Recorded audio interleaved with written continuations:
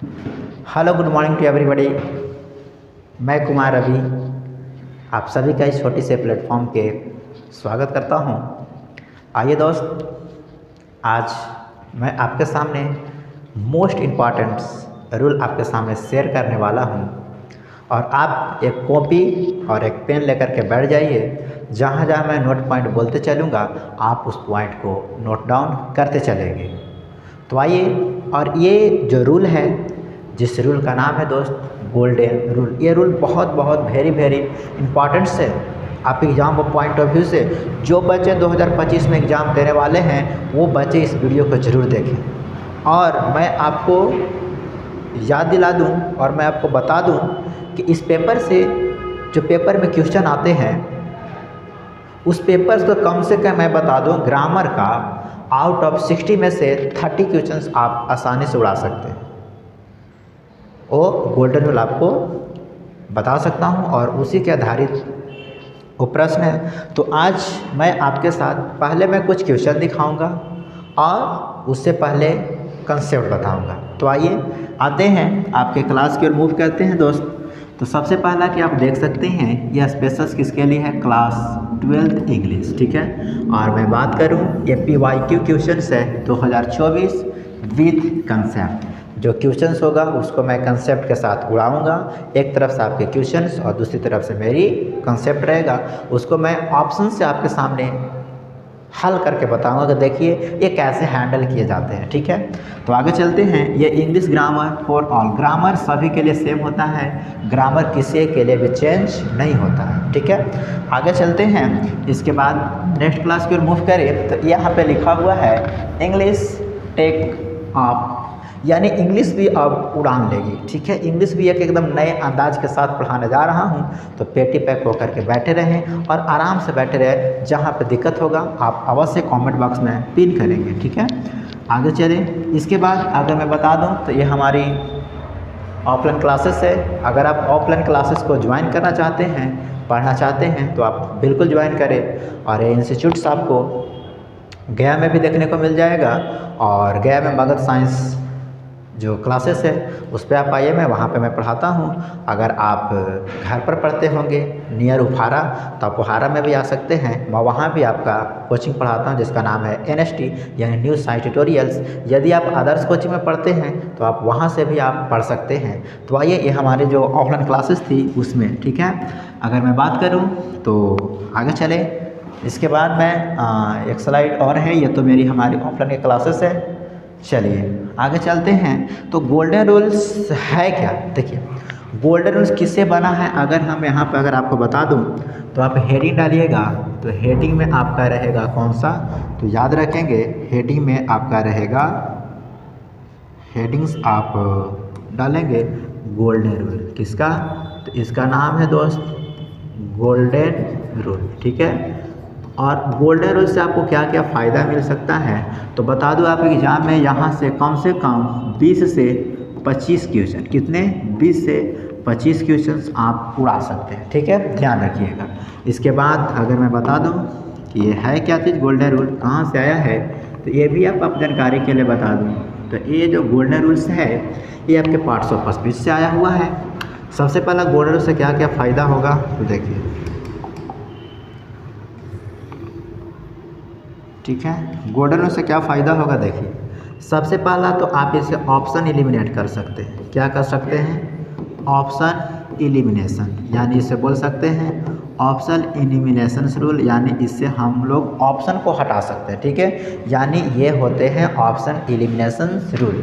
अगर हम दूसरा बात करें ऑप्शन एलिमिनेशन के बाद दूसरा एक इसमें काम आएगा, तो दूसरा एक काम आता है दोस्त फिलर्स में, यानी जो फिल इन द ब्लैंक्स का क्वेश्चन आता है उसमें ज़रूर काम करेगा, यानी आपका ऑप्शन। दूसरी अगर हम बात करें वॉइस में, आपको नाम सुने होंगे वॉइस प्लस नरेशन, ये दो टॉपिक में आपका ये ज़रूर आता है, वॉइस प्लस नरेशंस में आएंगे। आगे अगर हम बात करें ये टॉपिक्स आपके करेक्ट द सेंटेंस में भी काम आएगा, करेक्ट द सेंटेंस में भी ये आपको काम आएगा, ठीक है। तो ये आप ध्यान में रखेंगे, करेक्ट द सेंटेंस में ये प्रश्न आया हुआ है। तो आपको मैं बता दिया कि गोल्डन रूल्स कहाँ से आए हैं और ये कहाँ से आए हैं ये भी मैं उत्तर बता दूँ तो ये गोल्डन रूल कहीं और से नहीं आया है। ये गोल्डन रूल आपको पार्ट्स ऑफ स्पीच से लिया गया है। किससे लिया गया है? पार्ट्स ऑफ स्पीच से। कई अध्यापक, कई टीचर इन्हें सिंटेक्स के नाम से भी जाना जाता है। और मैं बता दूं सिंटेक्स कहीं और से नहीं बना है ब्रदर, सिंटेक्स कहीं और से नहीं बना है। सिंटेक्स आपके पार्ट्स ऑफ स्पीच से तोड़ करके बनाया गया है। ठीक है, पार्ट्स ऑफ स्पीच में आपके सबसे पहला तो नाउन होते हैं, प्रोनाउन होते हैं, एडजेक्टिव होते हैं। तो इस तरह से मिला करके टोटल 9 पार्ट्स ऑफ स्पीच होते हैं, उन्हीं से मिला करके बना हुआ है। इनको कई सब्जेक्ट वर्ब एग्रीमेंट के नाम से भी जानते हैं। सब्जेक्ट वर्ब एग्रीमेंट के नाम से इन्हें जाना जाता है। तो आई होप इतना बात आपको समझ में आ गया होगा कि इससे हमें क्या फ़ायदा होने वाली है। सबसे पहले एक क्वेश्चन को देखिए और आप बताइए इस क्वेश्चन में कौन सा उत्तर होगा। ठीक है, और इसे हम लोग आसानी से उड़ा सकते हैं, ऑप्शन उड़ा सकते हैं। ठीक है, आप पहले क्वेश्चन को हैंडल करिए, बताइए क्या हो सकता है। क्वेश्चन क्या है? तो क्वेश्चन है my cycle did not brakes. मेरे साइकिल में ब्रेक नहीं था या मेरे साइकिल के पास ब्रेक नहीं था। तो ये डीड वाला कंसेप्ट क्या है, इसमें आप क्या भरेंगे? तो कुछ लोग बोलेंगे हैज आएगा, हैड आएगा, डिड हैज आएगा, क्या आएगा? हैव आएगा। तो इस तरह से आपसे क्वेश्चन आता है जिसमें आप कंफ्यूज हो जाते हैं। तो आइए इन कंफ्यूज को दूर करने के लिए मैं एक बेहतरीन रूल आपके सामने पेश करने जा रहा हूँ। डट कर बैठे रहें। ठीक है, तो कहीं पर आपको दिखे, क्या दिखे देखिए, कहीं पर आपको डू, क्या दिखे? डू और डज और डिड। मैंने क्या बोला? कहीं पर भी आपको डू, डज और डिड दिखे। ठीक है, ये ध्यान में रखिएगा, कहीं पर भी आपको डू और डज दिखेगा। ठीक है, तो यहाँ पर आपको क्या करना होगा?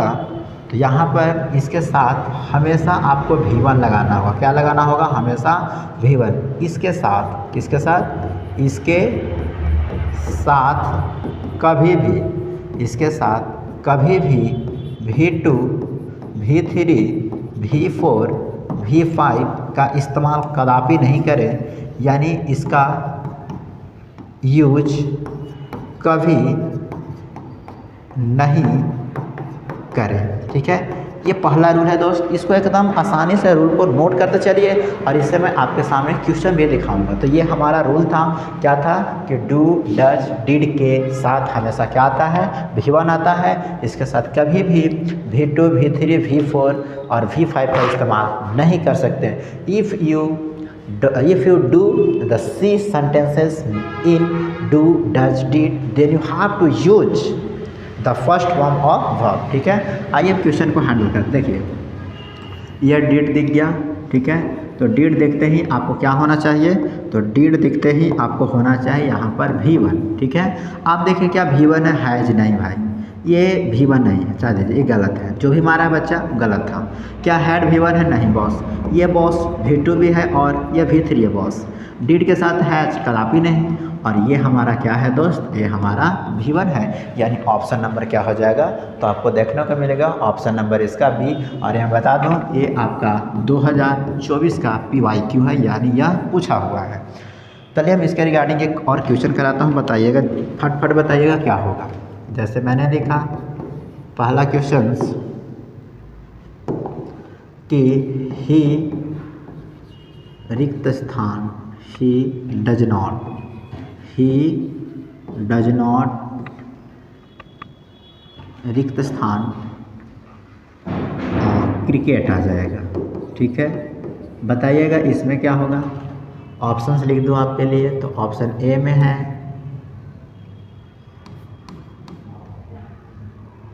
प्ले, ऑप्शन बी में है प्लेज, ऑप्शन सी में है प्लेइंग, ऑप्शन डी में है प्लेड। क्या होगा? इसको आप ऑप्शन को कमेंट में बताएंगे। ठीक है, दूसरा क्वेश्चन लिखिए आई नो, चलिए मैं यहाँ पे नॉट लगा देता हूँ। ठीक है, आई नॉट रिक्त स्थान नो यू।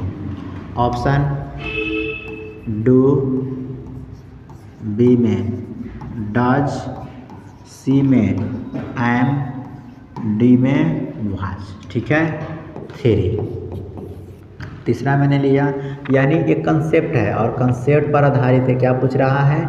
यानी ये कंसेप्ट पे ये क्वेश्चंस है जो मैं अपने आप से दे रहा हूँ, आप इसको हैंडल करिए, ठीक है। इसके बाद मैंने लिखा डू यू रिक्त स्थान मी, ठीक है।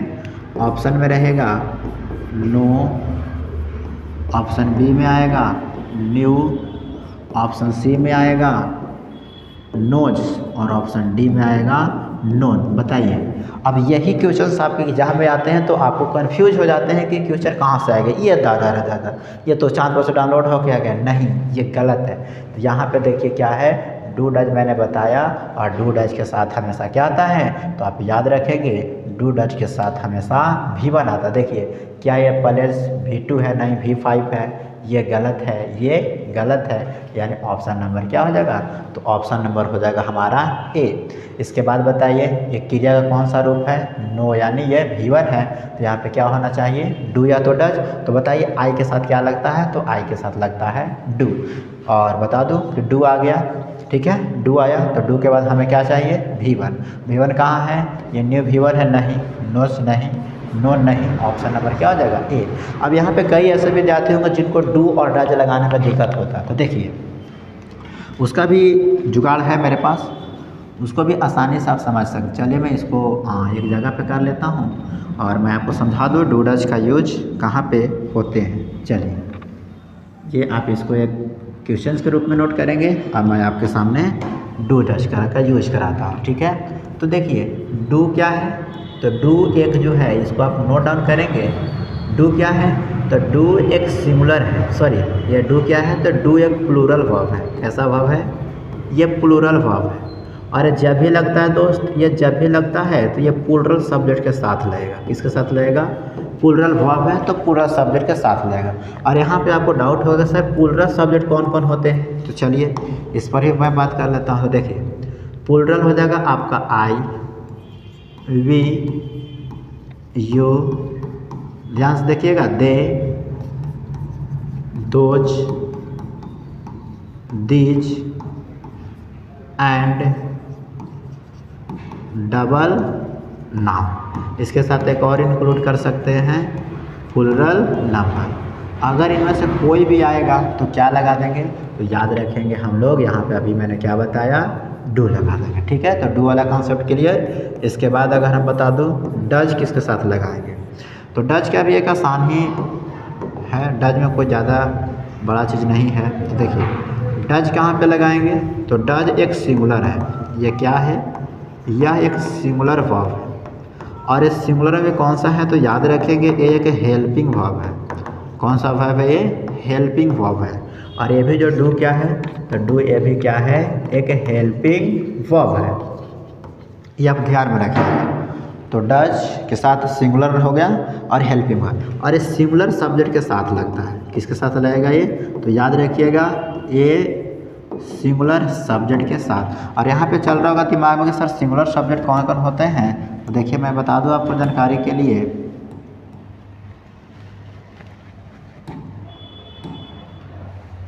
चलिए देखिए सिंगुलर सब्जेक्ट कौन कौन होंगे, तो देखिए ही हो जाएंगे, सी हो जाएंगे, इट हो जाएंगे, दिस हो जाएंगे, that and any single name. क्या होगा, एनी सिंगल नेम होगा। तो इसके पहले आप क्या लगाएंगे, तो आप इसके पहले मैंने अभी बताया, इनके पहले हमेशा आपको लगाना होगा। तो याद रखेंगे इनके पहले हमेशा क्या लगेगा, तो याद रखेंगे डज। और डज क्या है, तो डज एक V5 है। क्या है, V5 है, ठीक है, यानी क्रिया का ये 5वां रूप है। तो आई होप डू डज का कंसेप्ट क्लियर हो गया होगा। तो ये भी मैं एक बॉक्स में बंद कर देता हूँ, और इस रूल को अच्छे ढंग से बहुत ही प्यार से आप इसको नोट कर लेंगे, और नोट करेंगे तो आप ही फ़ायदे में रहेंगे, क्योंकि ये रूल है और रूल्स आपके एग्ज़ाम में कई बार डायरेक्ट पूछा हुआ है। ये था आपका ये, ठीक है। इसी के साथ हम बढ़ते हैं आगे क्वेश्चन की तरफ। चलिए इस क्वेश्चन को बताइए। आय हाय हाय हाय, अभी जस्ट बताया, और एक क्वेश्चन मैं बता दूं, इस क्वेश्चन को आप उत्तर दीजिए कमेंट बॉक्स में, ठीक है। ये क्वेश्चन देखिए डीड आ गया ना, डीड आते ही हमें क्या चाहिए, V1, ठीक है। तो V1 कहाँ पे है, नो, गलत, नोविंग गलत, सॉरी नो तो हो सकता है, ठीक है। न्यू गलत, विल न्यू गलत, इसमें क्या आ जाएगा, नो आ जाएगा, ठीक है। ये क्वेश्चन आपके 2024 का देखिए 2 क्वेश्चन इसी पर आया हुआ था। और यहाँ पे आपको समझते हो कि सर वर्ब का कितने फॉर्म होते हैं, तो देखो मैं यहाँ पे भी बता दूँ कि वर्ब का 5 रूप होता है। कितने रूप होते हैं, ये 5 गो रूप में इसे देखा गया है। यहाँ पे मैं लिख दूँ, वर्ब को 5 रूप में इन्हें देखा गया है। कितने रूप में, इन्हें 5 रूप में देखा गया है। सबसे पहला तो मैं बता दूँ V1, ठीक है। दूसरा बता दूँ आपको तो ये V2।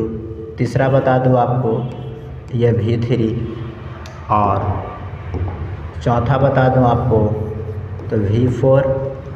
अगर हम पाँचवा बता दूँ आपको तो वो हो जाएगा आपका V5, ठीक है। ये 5 रूप में जाना जाता है। V1 जैसे गो हो गया V1, इसका V2 क्या होता है, वेंट होता है। V3 क्या होता है, गॉन होता है। V4 यानी क्रिया में ing जोड़ देते हैं। V5 फॉर्म में आप यदि एस या एस जोड़ते हैं, ये क्या बन जाता है, V5। तो इसको भी आप नोट डाउन कर लीजिएगा। This is the very very important for you.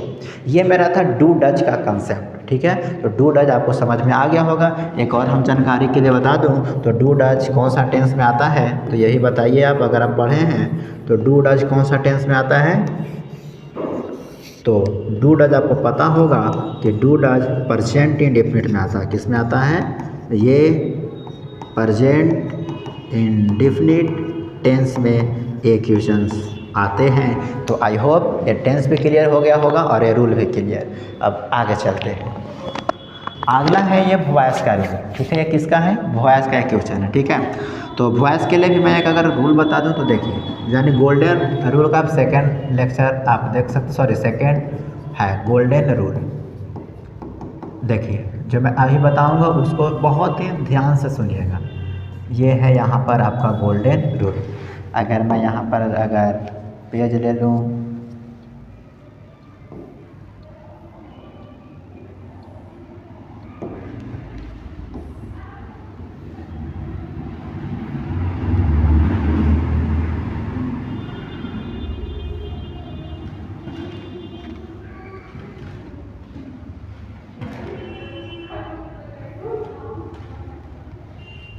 चलिए इस पर मैं कुछ रूल लिखा रहा हूँ, ध्यान दीजिएगा।